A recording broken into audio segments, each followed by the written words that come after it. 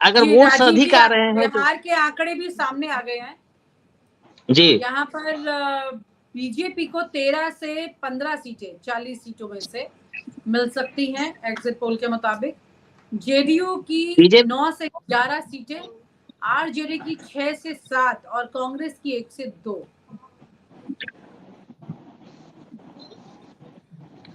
तो बीजेपी की कितनी बताई आपने?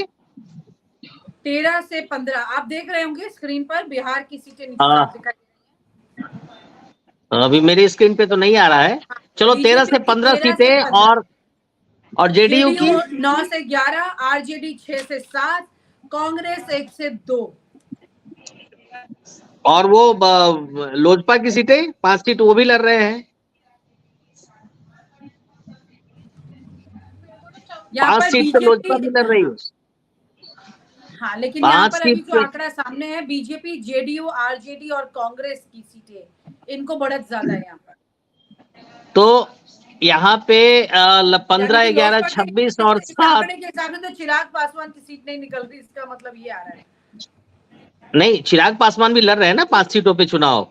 वही मैं कह रही तो ये सारे आंकड़े, ये हिसाब से सारे आंकड़े विनीता जी पूर्व की भांति सारे आंकड़े फेल्योर होंगे। जनता ने मन बनाया था, जनता ने वोट किया है और बिहार की सभी सीटें एनडीए के खाते में जाएंगी। मैं ये दावे के साथ जनता की ओर से, क्योंकि मैंने घूम के सर्वे किया है, मैंने काम किया है जाकर, जनता का मूड 2 सवाल पे आके टिका था। एक ये कि अगर एनडीए के अलावे हम लोग इंडी गठबंधन की ओर जाते हैं तो हमारा नेता कौन होगा। बेशक बहुत लोग हैं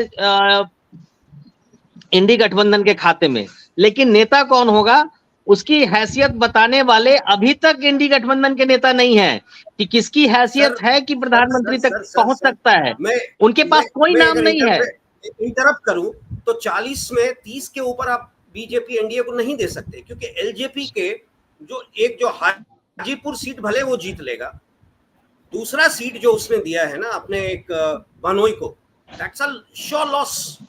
आपको भी पता है, मतलब हाजीपुर की सीट उनकी निकलेगी और बाकी सीटों पे फंस सकता है मामला।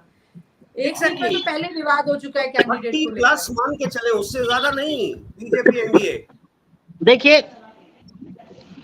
अब तो इस सर्वे के अनुसार आप ही के चैनल पे विनीता जी, वाहिद साहब बहुत वरिष्ठ पत्रकार, बहुत नॉलेजेबल पत्रकार हैं, उन्होंने तो सरकार से ही बाहर कर दिया बीजेपी को।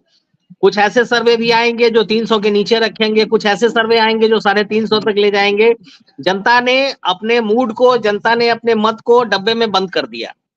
4 जून को इसका पटाक्षेप हो जाएगा और बहुत जिम्मेवारी से कह रहा हूं, सारे आंकड़े, सारे गन्ना, सारा का सारा सिस्टम फेल्योर हो जाएगा जनता के मूड के आगे। जनता ने मूड बनाया है सर, पर कहीं नहीं ठीक है, मैं आपकी बात सर, मैं आपके सर्वे का भी मैं सम्मान करता हूं।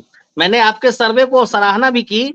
मैंने आपने जो बात कहा, चूंकि मैं खुद फील्ड में घूमा हूं और आपने भी स्वयं घूमा है, इसलिए आपको ये चीजों की जानकारी है। अगर आप अपने लोगों के भरोसे बोलते तो शायद आपके पास भी ये कैलकुलेशन नहीं होता। क्योंकि मैंने खुद घूमने का काम किया है पूरे बिहार में, कई सीटों का तो मैं प्रभारी रहा हूं, स्वयं मैंने प्रभार भी देखा है। तो मैंने इस चीज को फील किया है कि जनता का मूड अगर किसी कारण से, जो आपने कहा ना प्रत्याशियों को लेकर, मैंने ये डिबेट की शुरुआत में ही प्रत्याशियों की बात कही थी, प्रत्याशियों को लेकर हो सकता है कहीं कहीं जनता के मन में कुछ ना कुछ दुविधा हो, लेकिन नेतृत्व के नाम पर कोई दुविधा किसी भी प्रत्याशी के नाम पर नहीं थी। नेतृत्व के नाम पर कोई दुविधा नहीं थी, इसलिए प्रत्याशी को लोगों ने समर्थन किया। हो सकता है 10 साल से कोई सांसद है, 15 साल से कोई सांसद है, तो उसके खिलाफ एंटी इनकम्बेंसी हो सकती है, ये कोई बहुत बड़ी बात नहीं है। लेकिन मैंने अपने 20-25 वर्षों के राजनीतिक जीवन में ऐसा कोई नाम चेहरा नहीं देखा सुना नरेंद्र मोदी के अलावे, जो 10 साल तक लगातार प्रधानमंत्री रहने के बाद भी उनका ग्राफ गिरा नहीं है, उनका ग्राफ और बड़ा हुआ है। तो मोदी